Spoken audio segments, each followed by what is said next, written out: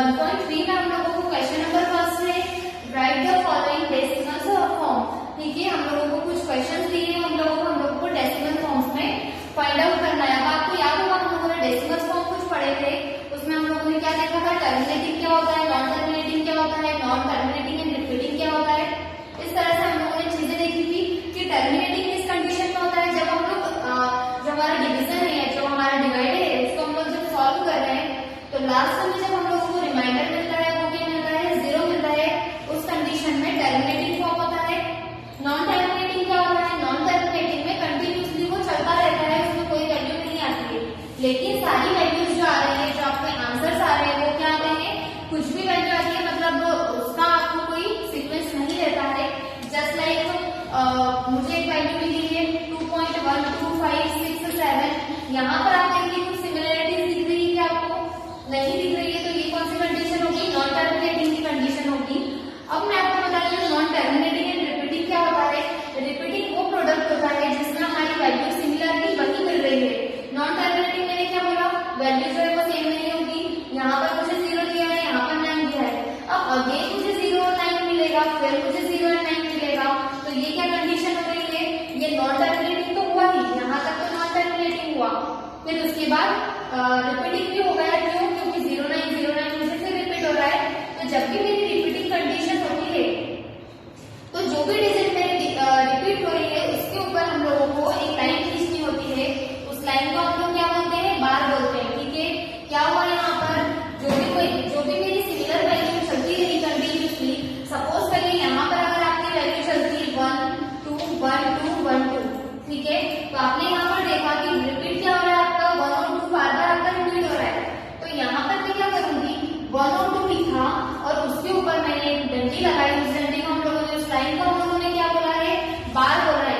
ठीक है, आप बहुत अच्छे से क्या कर लीजिए, जो ये रिपीटिंग कंडीशंस होती है, जस्ट लाइक यहाँ देखिए आप क्वेश्चन नंबर 2 देखिए, आप क्वेश्चन नंबर 2 में आपको इस डिजिट पर बार दिख रहा है, ये बार जो है क्या कहलाएगा कि आपकी उतनी उतनी डिजिट जो है वो रिपीट हुई है कहीं ना कहीं।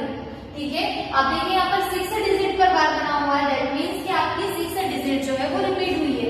अब हम लोग अगेन हमारे क्वेश्चन में आते हैं, आपको समझ आ चुका है कि क्या होता है डेसिमल फॉर्म, क्योंकि मैं आपको कुछ क्वेश्चन करवाने के बाद आपको होमवर्क भी दूंगी। यहाँ देखिए क्वेश्चन नंबर फर्स्ट क्या दिया है, 36/100।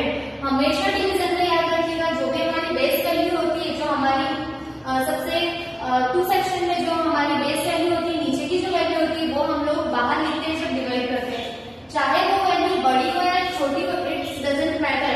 ठीक है, तो यहाँ आप देखिए क्या दिया है, मुझे 100 दिया, ये मत बोलेगा कि मैम 36 से तो वो छोटा हम बाहर लेंगे, नहीं, ऐसा नहीं होता है। जब भी डिवीजन होता है, डिवीजन का रूल होता है कि जब मुझे लास्ट में जो वैल्यू दे रखी है, मुझे बड़ी लिखनी होगी, चाहे वो छोटी हो या बड़ी। मैंने क्या किया, 36। अब आप देखिए क्या 100 के टेबल में 36 आता है, नहीं आता है, तो हम लोग क्या करेंगे, यहाँ पर पॉइंट लगाएंगे, और जब मैंने पॉइंट लगाया है तो मुझे नीचे की वैल्यू में क्या लगाना होगा, एक 0 लगाना होगा। अब देखिए क्या मिल सकता है,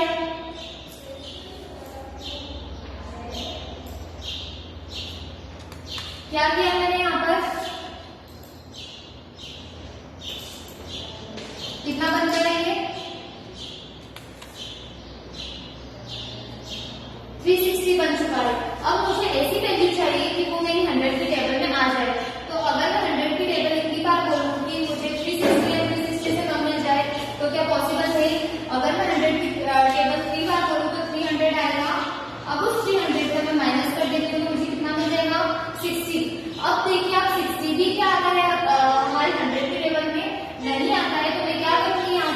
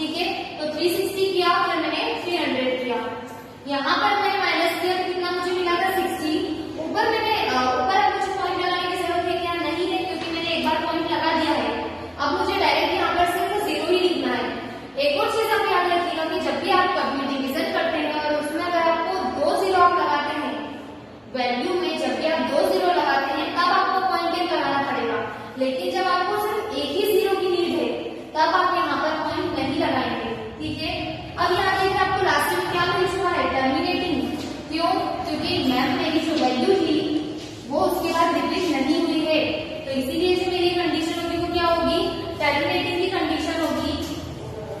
अब यहाँ पर ये वाला क्वेश्चन देखिए, क्वेश्चन नंबर 2 इसी का ही क्या है, 1/11 दिया है।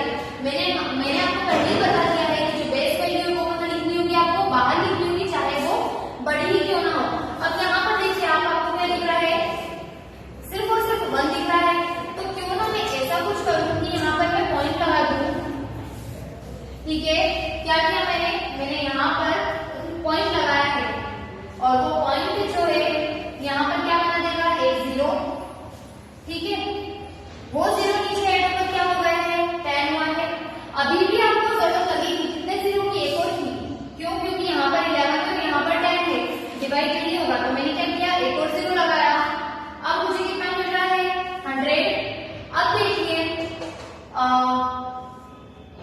अब आप देखिए 11 की टेबल आपको इतनी बार नहीं है कि 100 या उससे कम आ जाए, तो 99 आता है कितनी बार, 9 बार। तो यहाँ पर मैंने 99 का माइनस किया, मुझे कितना मिला, सिर्फ 1 मिला, मतलब अगेन मेरी वैल्यू वो रिपीट हो गई है। फिर से मुझे 11 को डिवाइड करना है किससे, 1 से, तो फिर मैं क्या करूंगी, फिर से मैं यहाँ पर 0 लगाऊंगी, यहाँ पर मैं 1 0 लगाऊंगी, और उसके बाद अगेन दूसरा 0 लगाऊंगी।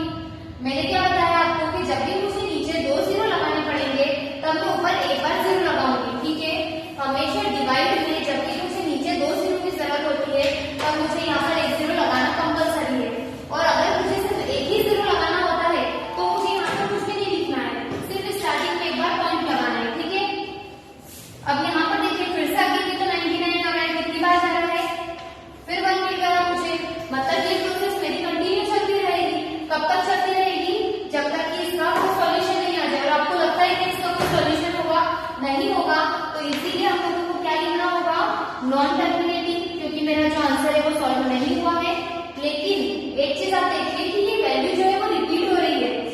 ठीक है, ये वैल्यू जो है वो रिपीट हो रही है, तो हम लोग क्या लिखेंगे, नॉन टर्मिनेटिंग एंड रिपीटिंग।